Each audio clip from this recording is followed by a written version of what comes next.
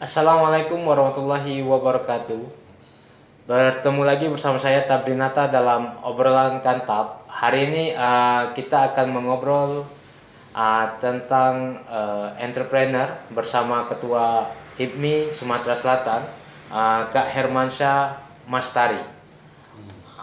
Alhamdulillah, buat kawan-kawan jangan lupa untuk selalu share, like, dan subscribe karena untuk memberikan kita membuat konten-konten yang menarik dan selalu menginspirasi untuk kita semua. Langsung saja Kak, apa kabar Kak? Alhamdulillah. Alhamdulillah. Nata baik. Alhamdulillah baik juga. Kita bersyukur nih Kak bisa ngobrol dengan Kak. Ya, santai lah. Ngobrol santai. Jadi Kak, kita kesini pengen jingok lah tentang kakak nih, awal mula buka usaha sampai apa suka dukanya, apa pelajaran yang didapat dari kegagalan. Nah, itu mungkin kakak bisa bagi ke kawan-kawan yang lain. Jadi alhamdulillah hari ini kita bisa ngobrol kantap dengan Mas Nata. Sudah alhamdulillah kita atur waktu bisa ketemu hari ini.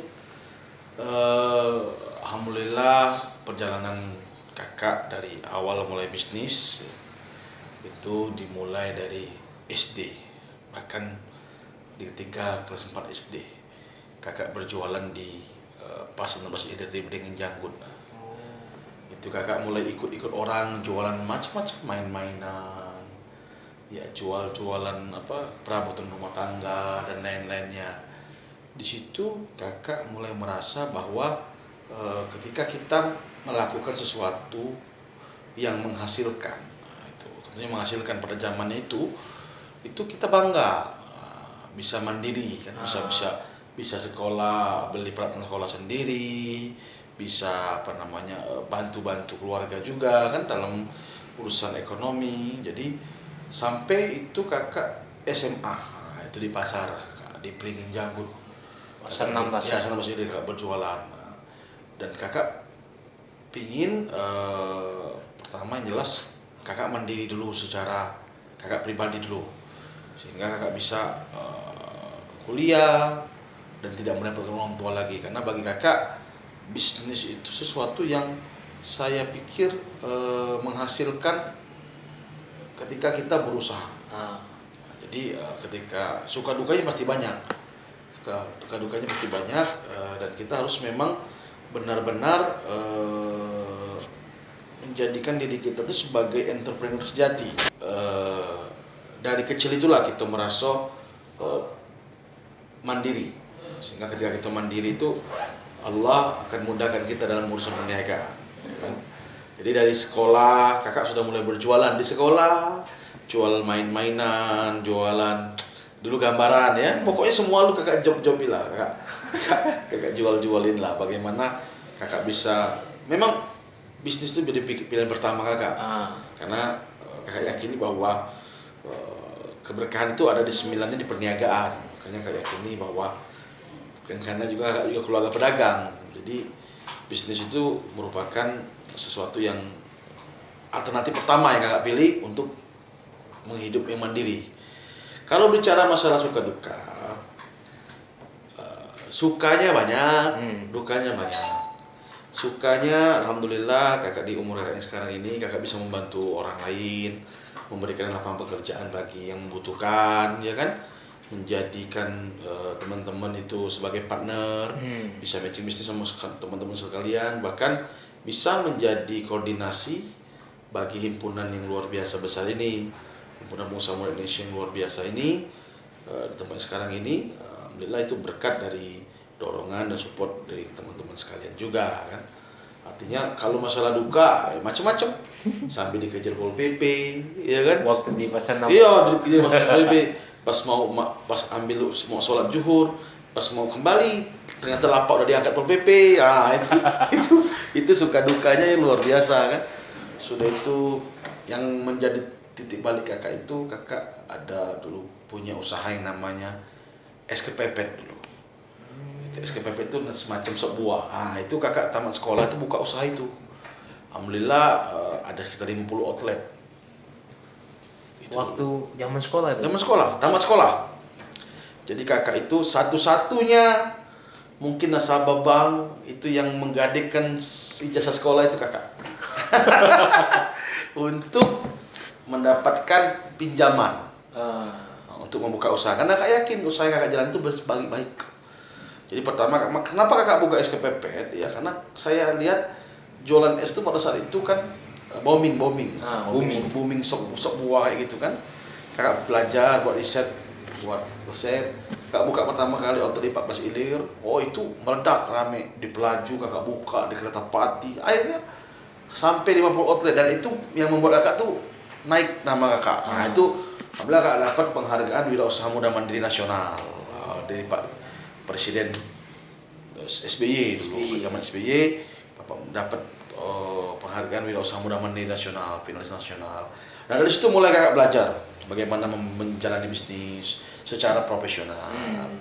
Dari mandiri inkubator bisnis kakak diajarin macam-macam, sehingga dari bisnis yang konvensional sekarang mulai beralih ke bisnis-bisnis yang memang secara ini potensialnya lebih besar gitu. Berarti aku pernah dengar di berita itu kak, jualan es kepepet inilah berarti waktu kakak kuliah di Muhammadiyah. Benar. Jadi kakak dulu kuliah di Muhammadiyah, sambil kuliah itu kakak kebetulan kuliah malam kan. Jadi paginya tuh dosen bingung, oh ini Herman ini pagi-pagi lah ke Muhammadiyah, rajin nih anda, tahu kita punya usaha kan? Tidak tahu jualan. Di jualan, nah di Banten gitu kan, di Banten, di PGRI gitu ada cabangnya kan. Nah itu yang paling ramai juga, bisa 500 cangkir sehari. Sekarang cari siapa yang mau kasih. Nah kita kuliah itu sambil kuliah uang masuk, ya kan? Zaman itu tuh 3.000 4.000 rupiah satu hari itu bisa 1,5 juta satu hari di Pelaju itu. Nah, kita kuliah digaji kan? Kan? Nah itu kita harus mulai sekarang ini mencanangkan. Nah HIPMI juga ke depan ini mulai mencanangkan bagaimana di bonus demografi yang sekarang ini anak-anak muda itu terinspirasi untuk menjadi entrepreneur. Jadi untuk menjadi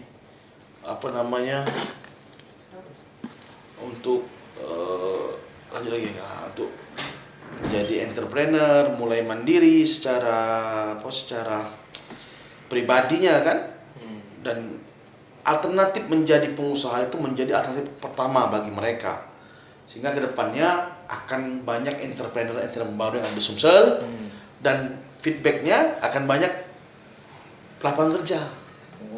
Ya kan? Nah pasti kan satu dari kalian tuh punya satu usaha melibatkan 5 orang, 1.000 orang punya usaha, artinya punya 5.000 peluang kerja bagi teman-teman yang lain. Nah, sekarang entrepreneur itu tidak harus jualan yang lain-lain, ya kan? Jualan dalam artian bentuknya makanan, dagang. Sekarang ada yang digital, kita bisa lewat media sosial, kita Facebook Ads, Instagram Ads, dan lain-lainnya. Itu bisa menjadi peluang kita juga untuk dapat uang. Gitu. Kalau kakak mulai naiknya nih karir ini kak, pada tahun berapa lah itu kak? Dari merintis jual es tadi di pasar 16 tadi mulai naik-naiknya, titik poinnya itu tahun berapa? Jadi sebenarnya itu sukses itu kan berpola. Sukses itu berpola. Sukses itu juga punya tahapan, ya kan? Ada anak tangga yang harus kita lewatin, ya kan? Nah anak tangga ini ya kita harus mulai dari awal bisnis kita harus mulai tahu kemana akan lari bisnis kita. Jadi bisnis itu kalau bagi saya merupakan implementasi dari mimpi kita. Nah berarti harus punya mimpi dulu. Nah yang pertama tuh goal itu mimpi. Jadi bisnis itu adalah kendaraan kita untuk capai mimpi itu, ya kan? Terserah bisnis apapun, bagi kalian passion, kalian hobi ikan tempalo ya jual ikan tempalo, ya kan? Ikan gabus, apa jual apa macam-macam lah yang kalian pengen jual, tapi itu kalian punya step kalian, nanti next saya ke sini. Nah, jembatan, jadi bisnis itu adalah kendaraan kalian untuk capai mimpi kalian. Ketika mimpi kalian tercapai itu namanya goal kalian tercapai, sukses kan. Nah, kakak punya mimpi waktu itu kan sebelum menikah kan. Kakak pengen menikah muda dan sukses di usia muda dan tidak bergantung kepada orang lagi. Nah itu Itu kakak visualkan. Nah, seharusnya apa? Punya rumah, punya mobil, punya ini. Itu kita harus, bahasa keren itu afirmasi. Kita harus afirmasikan. Jadi kita harus ingat nih. Nah, saya enggak dulu kakak bawa pengen punya rumah. Kakak ada rumah satu, pengen suka sekali. Kakak tiap hari datangi rumah itu. Kakak nggak masuk, kakak lihat, kakak bayangin, kakak stop mobil, kakak lihat kapan lah. Dan akhirnya rumah itu kakak dapat. Saya ada. Menjingok itu. Iya, itu kita jingok ini. Karena alam bawah sadar kita tuh akan berdoa bahwa kita pengen sama kayak punya mobil. Akan lu bukan pakai mobil, pakai motor yang apa? Kayak pos tuh, kayak kantor pos kan kanan kiri kan. Oh, setiap kali lihat mobil Avanza itu, aku lihat, waduh, mobil kapan lah punya mobil, kapan lah. 3 bulan lah punya mobil. Nah, tapi kan dengan usaha. Akhirnya kan ketika kita, makanya kalau kita coba deh bayangin, kalau kita benci sama seseorang, kalau bisa jangan ketemu sama wong itu, tidak akan ketemu aku. Ujung-ujung ketemu. Iya kan? Iya. Karena alam bawah sadar kita ngomong ketemu. Jadi, nah itulah. Jadi bisnis itu jangan, harus ada pola. Harus ada pola. Jadi sehingga bisnis kedepannya, kalau udah tahu, nah hari ini kami jual bakso. Oke, kami akan jual bakso berapa cabang bukaan tuh.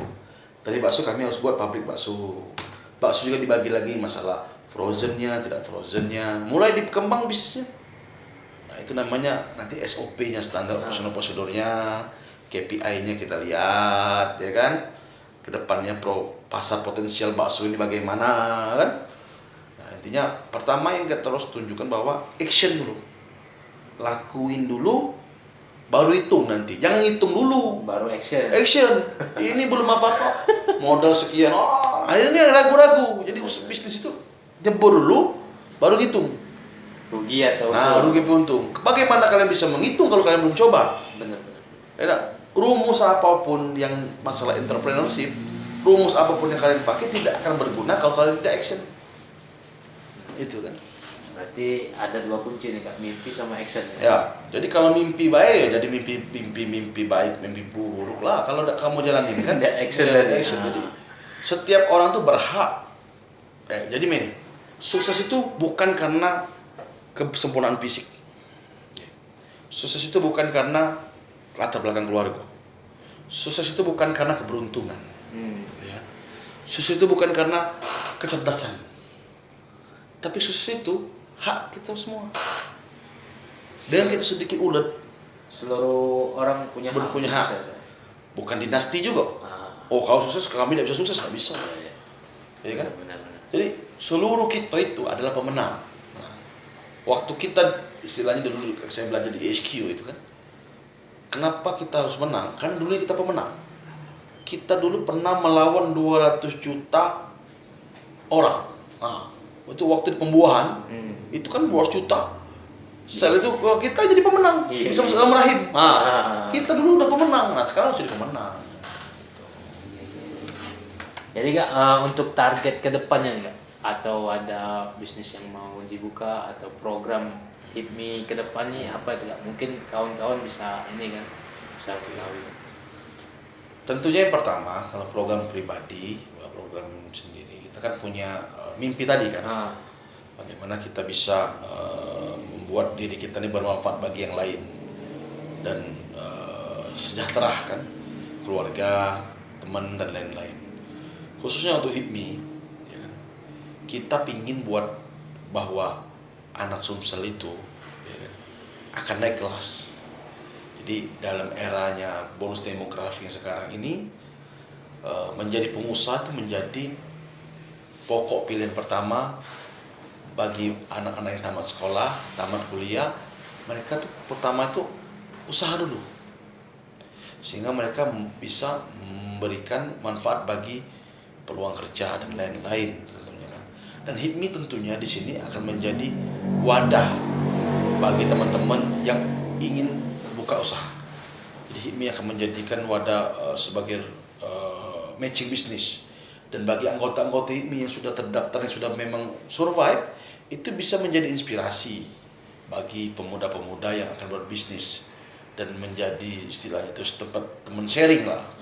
Kami juga membuka kesempatan bahwa setiap orang itu bisa jadi pengusaha, dan ketika kalian menjadi pengusaha itu ingatlah bahwa Allah akan ikut serta dalam membantu kalian Usaha tadi. usaha tadi gitu. Tapi harus ada usaha. Harus ada usaha.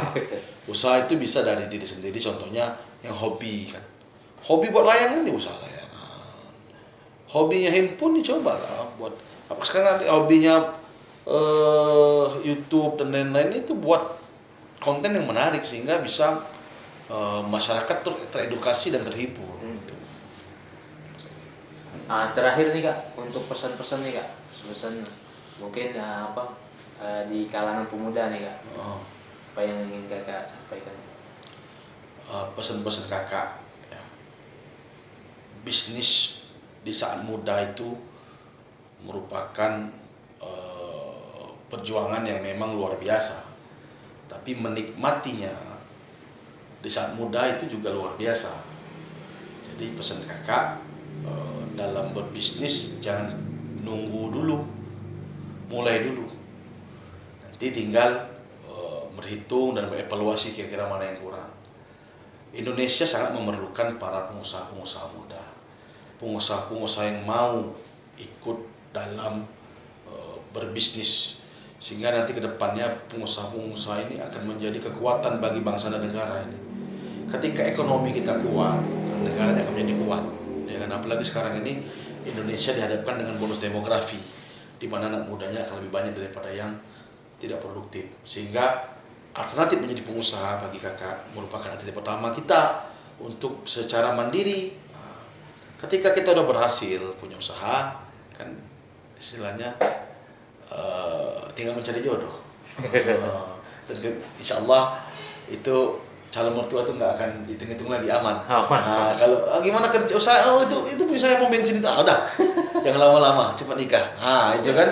Jadi kakak harap para pemuda-pemuda itu menjadi entrepreneur bukan tujuan terakhir, tapi menjadi entrepreneur adalah tujuan pertama kalian, biar kalian bisa mendapatkan value yang baik, mendapatkan value bagaimana kalian punya usaha sendiri dan bisa mengajak orang lain untuk berwirausaha dan membuka lapangan kerja.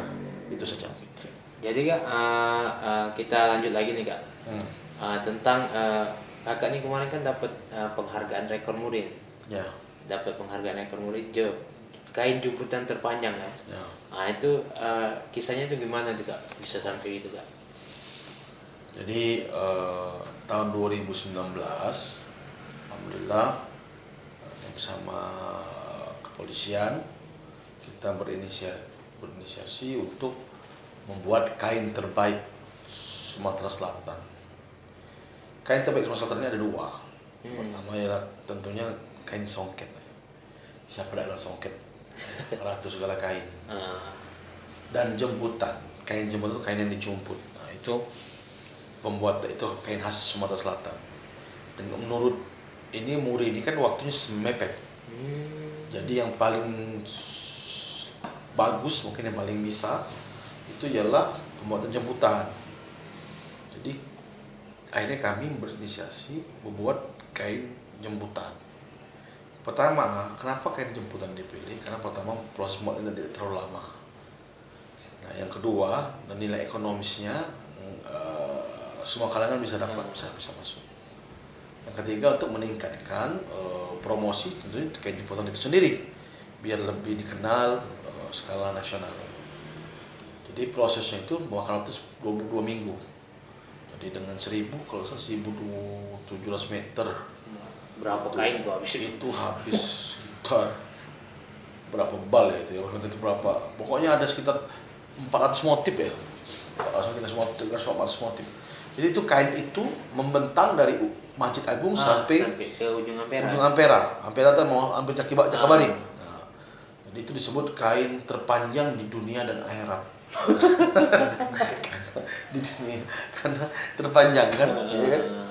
Nah, itu alhamdulillah dapat penghargaan dari Pak Jokowi juga sebagai tokoh muda kreatif nasional 2019 itu di JCC.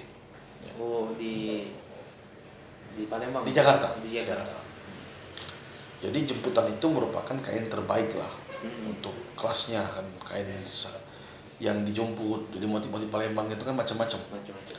Jadi di sini kami mengharapkan juga biar kain ini juga kedepannya nanti itu dikenal oleh masyarakat, sehingga para perajin itu lebih bersemangat untuk membuat kain tersebut kan, perajin. Dan kami juga mendorong anak-anak muda itu bisa berkreasi, bisa memberikan sumbang pikiran, saran, membuat desain-desain yang bisa dipakai oleh anak-anak muda, sehingga kain jemputan itu kedepannya nanti itu bisa berguna bagi dan bisa dipakai lah bagi generasi milenial, ya kan?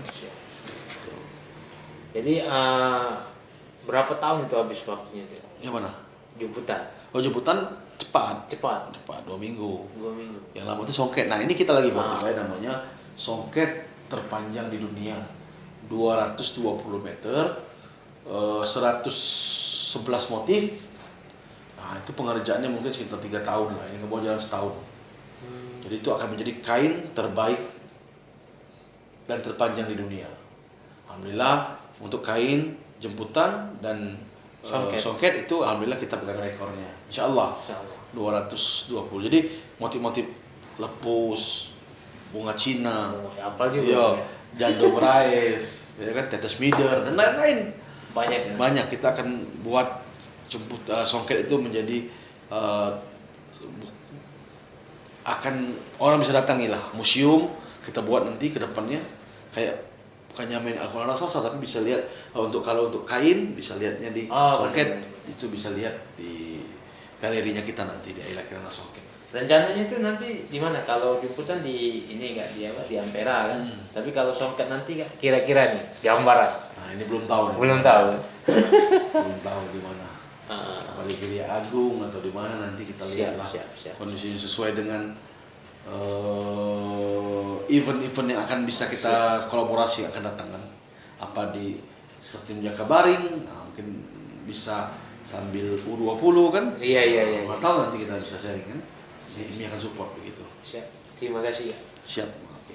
Oke kawan-kawan, terima kasih. Alhamdulillah kita sudah berbincang panjang bersama Kak Hermansyah Mastar. Beliau ini adalah Ketua HIPMI Sumatera Selatan. Terima kasih, dan kawan-kawan jangan lupa untuk selalu share, like, dan subscribe karena kita akan memberikan ilmu yang bermanfaat dan tentunya tetap menginspirasi untuk kita semua. Terima kasih. Wassalamualaikum warahmatullahi wabarakatuh. Waalaikumsalam warahmatullahi wabarakatuh.